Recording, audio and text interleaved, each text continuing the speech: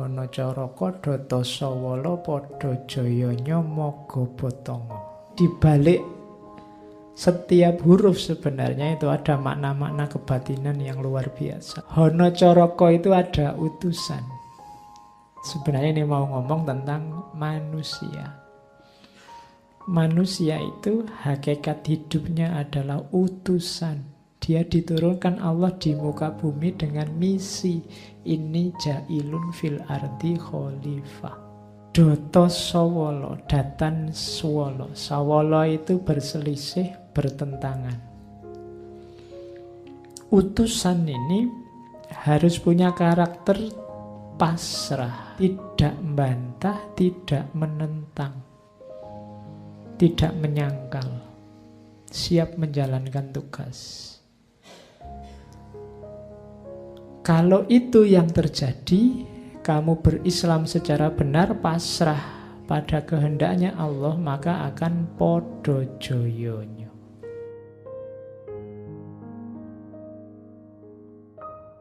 Assalamualaikum warahmatullahi wabarakatuh. Malam ini kita ke Jawa. Nama yang sangat populer pasti, karena beliau kan pahlawan nasional sejak tahun 1975. Kalau saya meringkas, ini mirip hampir di semua tradisi kajian kebatinan Jawa. Poros kajiannya ada di 3 gagasan utama. Apapun jenis kajiannya. Yang pertama, manunggaling kawula Gusti. Yang kedua, sangkan paraning dumadi. Yang ketiga, memayu hayuning bawana. Manunggaling kawula Gusti ini jangan dipahami agak ruwet, agak jelimet. Ya memang ini sesuatu yang kalau dijelaskan secara eksak agak susah. Di kitab-kitab itu biasanya pakai bahasa simbolik, termasuk kalau dalam tradisi tasawuf falsafi, Ibnu Arabi, Jalaluddin Rumi, Syekh Siti Jenar, itu kan pakai kalimat-kalimat yang agak panjang. Tapi sebenarnya sederhana. Dipahami sederhananya apa sih manunggaling kawula Gusti itu? Manunggaling kawula Gusti itu ketika hamba bertemu Tuhan, egonya seorang hamba singkirkanlah, sehingga yang ada hanya kehendak Tuhan. Itu saja. Jadi kehendakmu tepislah, sisakan kehendaknya Tuhan.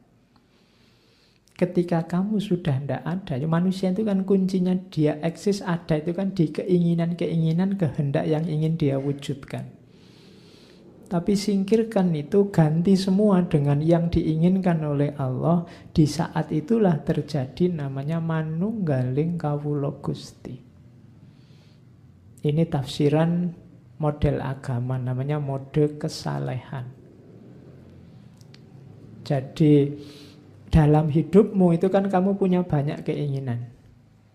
Usahakan keinginanmu adalah keinginannya Allah. Atau kalau tidak cocok apa yang kamu inginkan dengan yang diinginkan oleh Allah, singkirkan keinginanmu, biarkan yang berjalan keinginannya Allah. Itulah manunggaling kawula Gusti. Berarti kamu sudah menyatu. Itu kalau bahasa sufi, kalau kamu berjalan, Allah yang jadi kakinya. Kalau kamu bertindak, Allah yang jadi tangannya. Kalau kamu ngomong, Allah yang jadi mulutmu. Itu namanya manunggaling kawula Gusti. Tidak harus dipahami senjelimet wahdatul wujud, hulul atau itihad. Tapi sederhananya ini. Lenyapnya diri itu apa sih? Dirimu itu kan kuncinya di hasrat-hasrat, keinginan, cita-cita duniawimu. Apa tidak boleh Pak berkeinginan? Boleh. Tapi keinginanmu usahakan selaras dengan keinginannya Allah. Atau kalau tidak selaras, gantilah keinginanmu itu dengan keinginannya Allah. Itulah manunggal berarti. Kenapa disebut manunggal? Karena yang tersisa dan yang terutama hanya tinggal Allah saja. Jadi tidak terlalu jelimet. Oke. Jadi Tinggal kamu raba saja. Loh Pak, saya tahu dari mana keinginannya Allah. Ya banyak jalannya. Bisa lewat yang formal. Formal itu dari nas, Al-Quran, sunnah, tanya para ulama. Bisa lewat jalur usaha pribadi pembersihan diri. Kalau dalam bahasa tasawuf, tazkiyatun nafas. Kalau jiwamu jernih, kamu akan bisa menangkap kejernihan apa maunya Allah. Sebenarnya dalam dirimu itu ada fitrah-fitrah kebenaran, fitrah-fitrah kebaikan yang selama ini tidak kelihatan karena tertutup oleh ambisi, keinginan, hawa nafsumu. Jernihkan itu dan kamu akan tahu mana yang baik, mana yang buruk. Sebenarnya kalau saya ngomong tahu itu kalian sudah tahu. Wong kalian sudah belajar sejak kecil. Hanya saja mungkin belum sadar. Oke, jadi itu gaya pertama dalam tradisi ajaran batin Jawa. Yang kedua biasanya tentang sangkan paraning dumadi. Sangkan itu asal-usul, paran itu tujuan. Jadi kita hidup ini dari mana dan mau kemana. Itu sangkan paraning dumadi. Kalau rumus ringkasnya dalam istilah Islam itu kita ini innalillahi wa inna ilaihi roji'un. Kita berasal dari Allah dan nanti akan kembali lagi ke Allah, itu pasti. Maka usahakan jalan hidupmu adalah jalan yang pasti nanti kembali ketemu Allah lagi. Kalau tidak berarti kamu sedang salah jalan. Jadi pastikan itu rumusnya. Itulah sangkan paraning dumadi. Dunia ini kalau bahasa Jawa alam madya, ini sifatnya hanya sekedar mampir. Kalau jalan tol itu cuma rest area. Hanya sebentar. Kamu kan jangan menganggap dirimu akan tinggal selamanya di situ. Kalau kamu di rest area kok tidak pulang-pulang, diusir sama yang punya rest area. Perjalananmu yang sejati tidak di situ. Jadi kita ini dari alam purwa, sekarang di alam madya, nanti menuju alam wusono. Hidup di masa depan. Itu namanya sangkan paraning dumadi. Sadari benar ini. Hidup hari ini itu kan kamu bisa seseneng itu kalau pas bahagia, segalo itu kalau pas susah. Kamu sepertinya lupa bahwa ini cuma sementara. Sama kayak waktu kita ngomong Sultan Akbar kemarin loh. Seneng atau susah, ini akan berlalu. Wong ini cuma sementara. Jadi itu sangkan paraning dumadi. Inilah yang nanti akan bisa mengontrol perilaku kita selama kita hidup di dunia. Kesadaran bahwa kita ini innalillahi wa inna ilaihi roji'un. Gagal kuliah tidak masalah. Pada saatnya juga semua orang akan kembali ke Allah. Jadi kuliah itu sebenarnya ya hanya mampir sementara. Ya,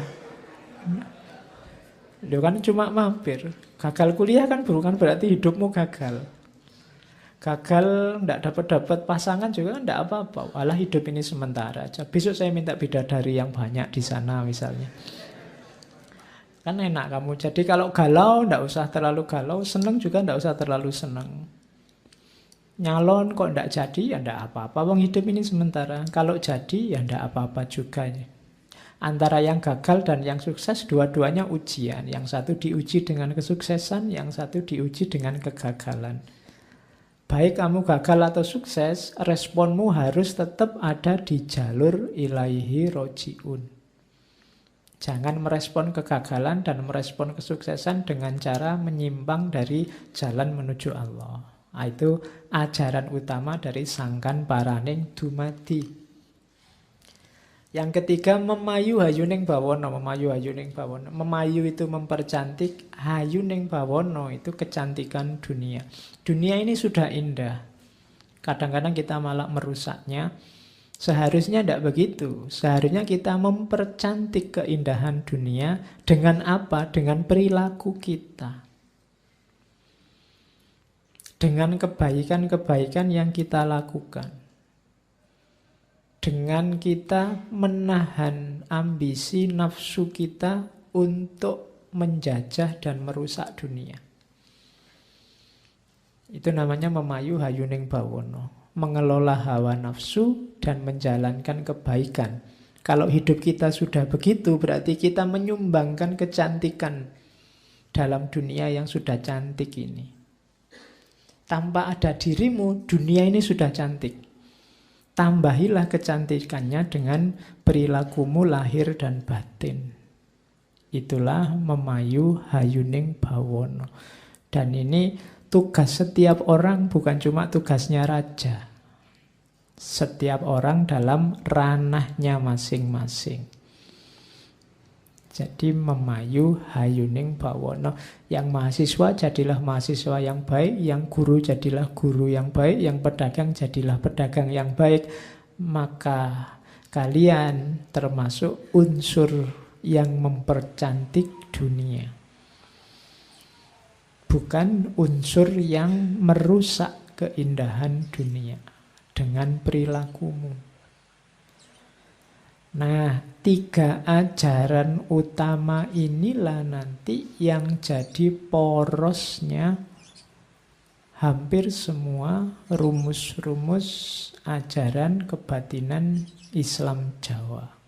Ini juga sebenarnya salah satu dari narasi-narasi kebatinan Jawa.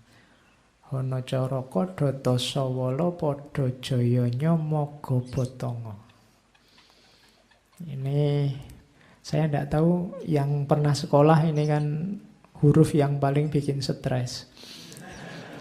Karena kalian harus hafalan terus, macam-macam itu. Tapi di balik setiap huruf sebenarnya itu ada makna-makna kebatinan yang luar biasa. Kapan-kapan ya, kapan-kapan lagi. Oke. Hono coroko itu ada utusan. Sebenarnya ini mau ngomong tentang manusia. Manusia itu hakikat hidupnya adalah utusan. Dia diturunkan Allah di muka bumi dengan misi. Ini ja'ilun fil ardi khalifah. Jadi hono coroko, ada utusan. Statusmu yang sejati ketika Allah menurunkanmu di dunia ini sebagai utusannya Allah. Caroko itu utusan. Doto sawala, datan swala. Sawala itu berselisih, bertentangan. Utusan ini harus punya karakter pasrah. Pasrah itu kalau dalam bahasa agama Islam. Datan tidak membantah, tidak menentang. Datan sawala, doto sawala itu berarti tidak ada konflik, tidak ada penentangan antara hamba dengan Tuhan. Yang jasmani dan rohani nyambung. Berarti kamu apa? Cirinya orang pasrah. Jadi manusia itu utusan, dan untuk sukses menjalankan misinya dia harus pasrah. Doto sawala, tidak bantah, tidak menyangkal, siap menjalankan tugas. Kalau itu yang terjadi, kamu berislam secara benar, pasrah pada kehendaknya Allah, maka akan podo joyonya. Maka akan sama-sama kuat, sama-sama sukses, sama-sama jaya. Sama-sama itu siapa? Tuhan dan hamba. Itu yang logika wahdatul wujud tadi. Jadi satu sekarang, kehendak Tuhan ya kehendak hamba, keberhasilan Tuhan, keberhasilan hamba. Podo joyonya, sama-sama jayanya. Bentuknya apa untuk menuju podo joyonya? Bentuk kegiatannya. Tadi kan disuruh pasrah. Aktivitas utamanya apa sih? Mogo botong. Mogo itu menempuh jalan. Kalau kita kenalnya margo. Botong itu nanti jadi badang. Mogo botong itu menempuh jalan kematian. Kita masih hidup tapi menempuh jalan kematian. Kalau bahasanya saya Siti Jenar dulu, mati sak jeroning urip. Menempuh jalan kematian itu ilaihi roji'un. Seperti saya jelaskan tadi, sangkan paraning dumadi. Jadi ada utusan, kita ini manusia adalah utusan. Doto Sowolo, tugas kita harus patuh dan pasrah, berislam pada Allah. Kalau pasrah kita lakukan, kita akan jaya. Podo joyonya. Dan bentuk kegiatan menuju podo joyonya itu adalah mogo botongo, menempuh jalan kematian, ilaihi roji'un, sangkan paraning dumati.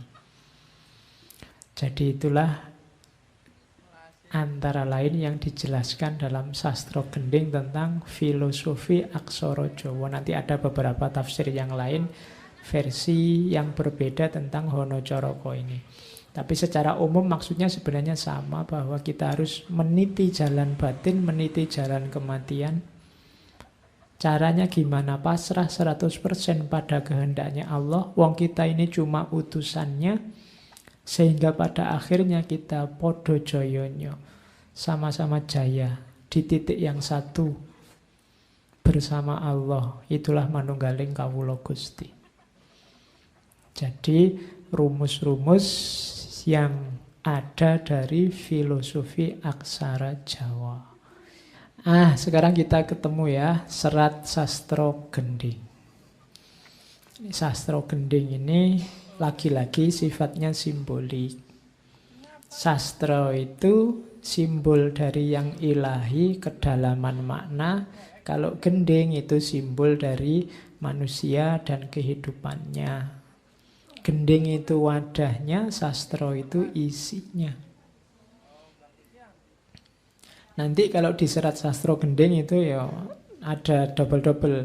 Sastro Gending itu kayak Cipto sama Ripto. Cipto itu yang menciptakan, Ripto itu karangannya. Zat sama sifat, rasa sama pangarso. Rasa sama pangarso itu ya kayak rasa sama pikir. Cipta, Ripto, yang disembah dan yang menyembah, yang kodim dan yang baru, cermin dan bayangannya, papan dan tulisannya, dalang dan wayangnya. Ini istilah-istilah ini ada semua di Serat Sastro Gending. Dalang dan wayang, papan dan tulisan, cermin dan bayangan. Maksudnya sama dengan sastro dan gending. Gending itu fisiknya. Kalau sastra itu makna dalamnya, yang ilahi. Dua-duanya penting. Sastra tidak ada gendingnya, tidak kelihatan. Mewujudnya sastra itu dalam gending. Tapi gending tidak ada sastronya, tidak ada nilainya. Jadi dua-duanya penting. Wadah tidak ada isinya, tidak berguna. Isi tidak ada wadahnya, tidak kelihatan. Karena yang kelihatan itu kan wadahnya. Jadi Serat Sastro Gending itu sebenarnya serat tentang wadah dan isi. Logikanya selalu begini. Logika wadah dan isi. Alam itu wadahnya, Tuhan isinya. Tubuh itu wadahnya, rohani isinya. Rakyat itu wadahnya, Tuhan inti isinya. Syariat itu wadahnya, hakikat itu isinya. Mana yang penting? Dua-duanya penting. Tidak boleh saingan, menang-menangan, karena harus kerjasama. Karena dalam wadahlah isi bisa bertempat. Dan karena ada isilah maka wadah jadi berharga. Teh ini karena ada gelasnya dia bisa diminum. Ya kan? Cuma gelas ini tidak ada harganya kalau tidak ada tehnya. Jadi dua-duanya penting, akhirnya gelas dan teh kerjasama bisa diminum.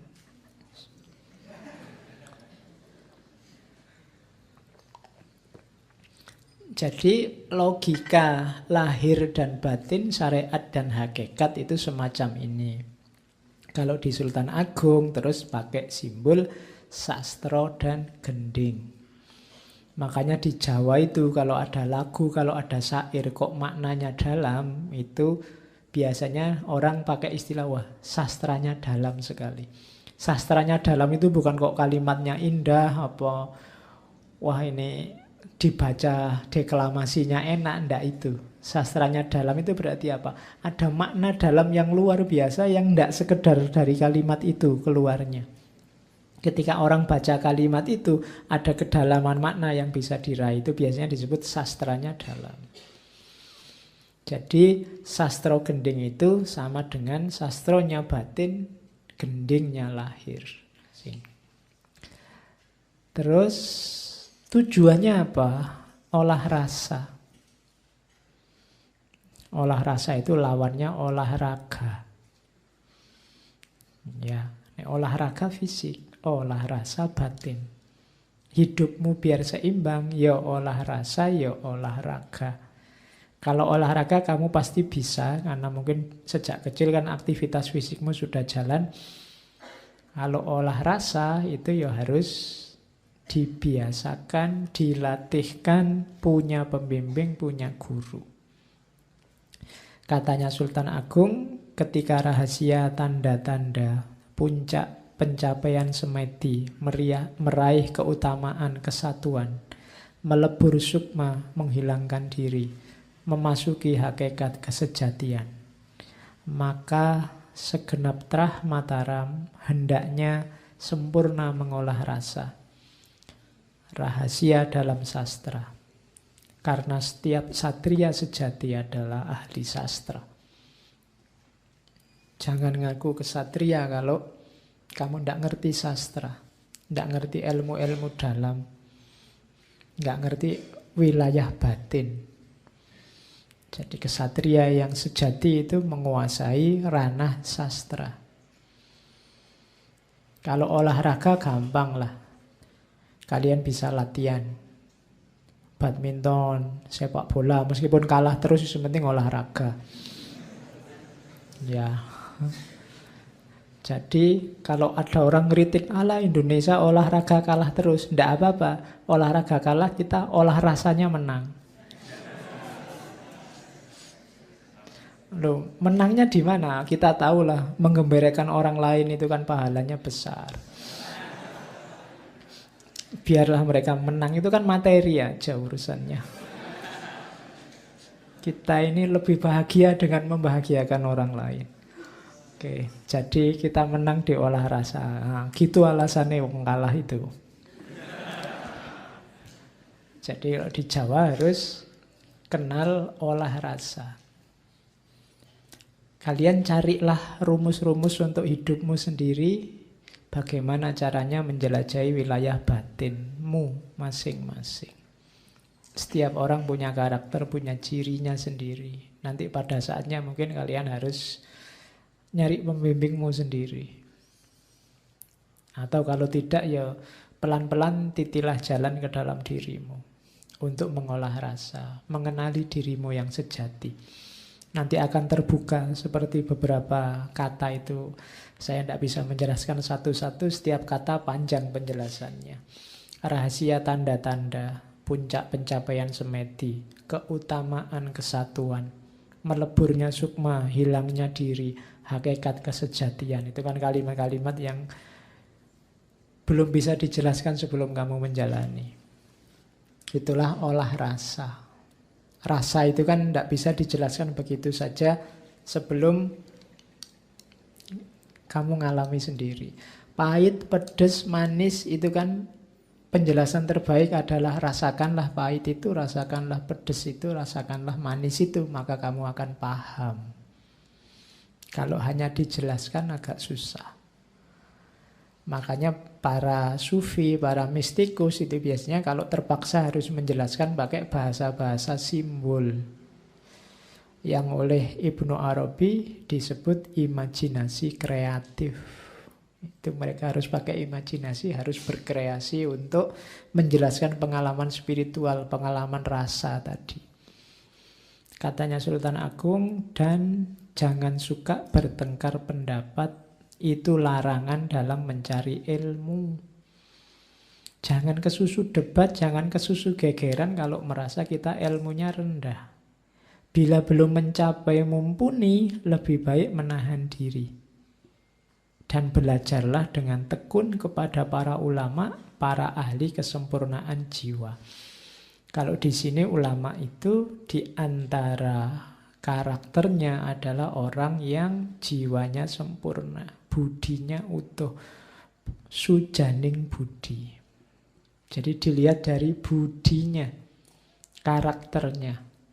Tidak sekedar bisa ceramah enak atau bisa ngomong berjam-jam atau bisa jawab ditanya apa saja, tapi cirinya adalah budinya yang bagus.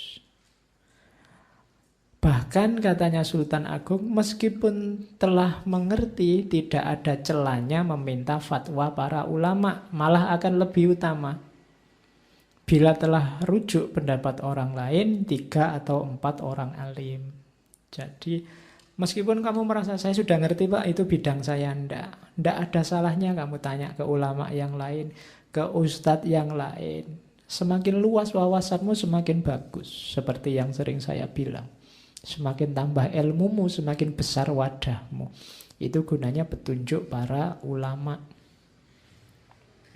Jadi syariat jalannya dari mana? Tanya ulama yang budinya baik, bahkan sebanyak mungkin yang bisa kamu jangkau.